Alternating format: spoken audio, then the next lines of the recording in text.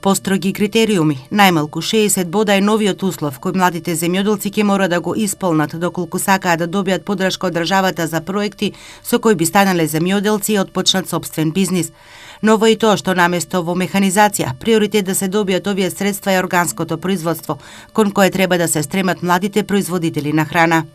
Сега е даден акцент на опрема за после бербени активности на растително производство и на производство на земјоделски производи од животинско потекло. Значи, не е приоритет набавката на трактори или типична земјоделска механизација. Значи, приоритет е набавка на опрема за постбербени активности во растително производство од животинско потекло, се назначува потребата од производство и од работа со органско производство се бара. За мерката Млад земјоделец може да аплицираат сите земјоделци на возраст од 18 до 40 години, но услов е да бидат запишани во единствениот регистар за земјоделски стопанства.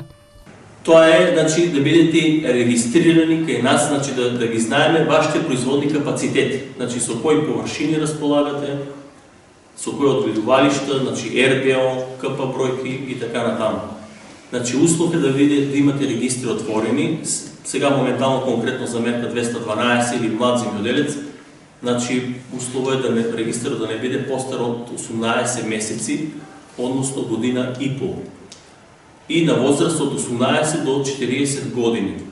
Ваквите информативни средби се во интерес на земјоделците кои треба навреме да добијат информации за роковите и начините на аплицирање и документацијата која треба да биде комплетна.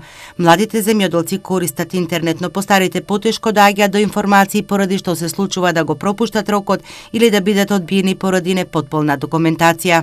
Следи понатаму и ќе има повици за прекогранична соработка и партфондовите ви се на располагање, да го слушнете од прва рака, да поставите прашања, да се информирате и заеднички, значи имате на располагање канцелариите во Делчево, за да направите добри проектни програми, сето оно што сте го замислиле, за да можете правилно да аплицирате, да не дојде после на првиот чекор недобри документи, непотполна документација, да бидете одбиени и да се фрустрирате на тој начин. Во Македонска каменица подолго време не работи подрачната единица на Агенцијата за поттик и развој на земјоделството. Се прават напори повторно да профункционира, како земјоделците не би морале да одат во Делчево за аплицирање и добивање на информации.